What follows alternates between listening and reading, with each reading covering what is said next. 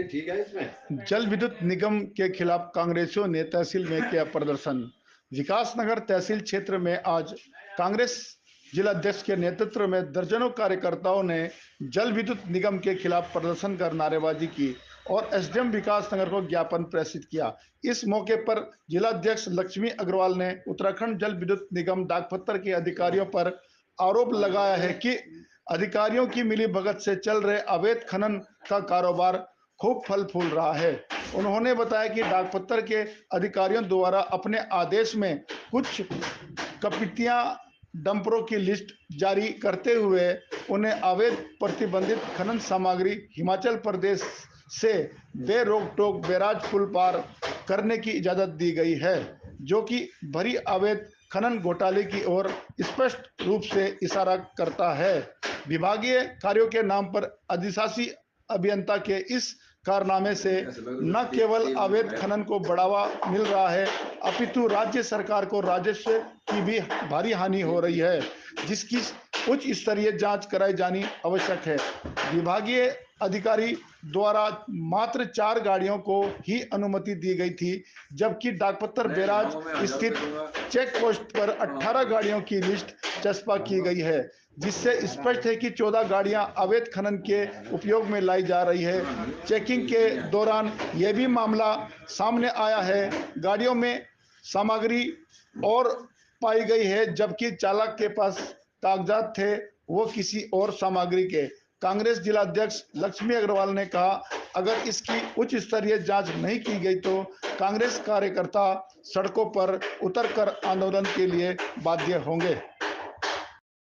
सब लोगों की उपस्थिति में सौंप रहे हैं कि मैं आपको पढ़ के सुनाती हूँ। सेवा में श्रीमान जिलाधिकारी महोदय देहरादून द्वारा उप जिलाधिकारी विकासनगर देहरादून महोदय, आपका ध्यान पचहदून के विकासनगर क्षेत्र में जो डाक पत्थर का बैराज पुल है, जो 50-55 साल पुराना पुल है, जिसपे कि डीएम ने आदेश किया हुआ है कि भारी वाहन प्रतिबंधित है, वो एक ऐतिहासिक पुल है। उस पे एक अधिशासी अभियंता आदेश करते हैं कुछ 4 गाड़ियों के लिए कि जो अवैध खनन की सामग्री लाने के लिए, लेकिन उस पे 20 गाड़ियां उस पे लगातार खनन सामग्री ढो रही है हिमाचल से और उत्तराखंड की सीमा पे। क्या एक अधिशासी अभियंता को ये इतना अधिकार है कि वो डीएम के आदेश के बावजूद भी उसके ऊपर जाकर सारे विभागों को धता बताकर वो आदेश जारी कर सकता है? क्या उस अधिशासी अभियंता ने इतने पुराने जो ऐतिहासिक पुल पे जिसको प्रतिबंधित किया है, क्या उसके लिए अपने एमडी से भी उसने परमिशन आदेश लिया या नहीं लिया? तो और क्या पता कि उन जब उसकी कोई चेकिंग ही नहीं हो रही है, क्या पता उस पर क्या लाया जा रहा है, उन ट्रकों में अवैध सामग्री लाई जा रही है या शराब की तस्करी हो रही है या कोई स्मैक चरस गांजा उस गाड़ी में भर के आ रहा है। तो ये अपने आप में और सारे विभाग उसमें आंख बूंद कर और राजस्व का भी चूना लग रहा है प्रदेश सरकार को। मैं तो धामी जी से कहना चाहती हूँ कि आपकी जो धाकड़ धामी की जो आपने एक छवि बनाई है, जीरो टॉलरेंस की आप बात करते हैं, ये अधिकारी उसको चूना पलीता लगाने का काम कर रहे हैं। धामी जी, अभी भी वक्त है, इन पर नकेल कसिए, संज्ञान लीजिए, कार्रवाई कीजिए, क्योंकि ये जनता के दोहरे मापदंड ये इस प्रदेश में नहीं चलेंगे। आम जन के लिए कुछ और, विशेष लोगों के लिए कुछ और। तो हम उसी के खिलाफ यहाँ पे एसडीएम साहब को देने आए थे ज्ञापन। लेकिन हमें ये दुख होता है कि जब भी यहाँ पे कांग्रेस पार्टी के लोग ज्ञापन देने आते हैं वो बचते हैं। क्या वो हमारे सवालों के जवाब देने से बचते हैं या हम उनसे कुछ, उनको बिल्कुल मौके पे मौजूद होना चाहिए। ये भी अपने आप एक गंभीर विषय है। हमने उनको बोला है कि हम जब भी आप कार्यक्रम करेंगे वो हमें यहाँ मौजूद चाहिए, ताकि जनता, हम अपनी बात नहीं, हम जनता की बात को लेकर आ रहे हैं, जनता की आवाज को लेकर आ रहे हैं। सुनने वाला अधिकारी नहीं तो हम किससे कहेंगे? तो बिल्कुल हम इस चीज को, इसका कड़ा विरोध भी करते हैं। Thank you. डाकपत्तर बैराज है वो 50 साल से पहले बना था और जो यूजीवीएनएल के अधिकारी हैं उन्होंने कहा कि ये जीर्ण शीर्ण हालत में है और वही अधिकारी 4 गाड़ियों की परमिशन दे रहे हैं ठेकेदारों को व्यक्तिगत बेनिफिट पहुंचाने के लिए।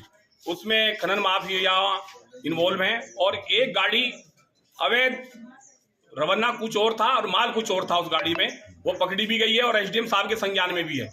लेकिन ये पूरा विभाग, तहसील विभाग, उप जिलाधिकारी विकासनगर, खनन माफिया, खनन अधिकारी जिले का, ये सारों की मिली भगत है और ये पूरे पचहदून क्षेत्र में इन्होंने खनन की आड़ में अवैध खनन कर रखा है और आम जनता को जहां 8000 की टोरी मिल रही है वहीं खनन माफियाओं और ठेकेदारों को फायदा पहुंचाने के लिए ये काम कर रहे हैं। यहाँ पर आगे क्या स्टेप होगा आपको? आगे हमने 1 हफ्ते का टाइम दिया, अगर इसमें कोई कार्रवाई नहीं की गई तो हम धरना लगाएंगे एसडीएम के यहाँ।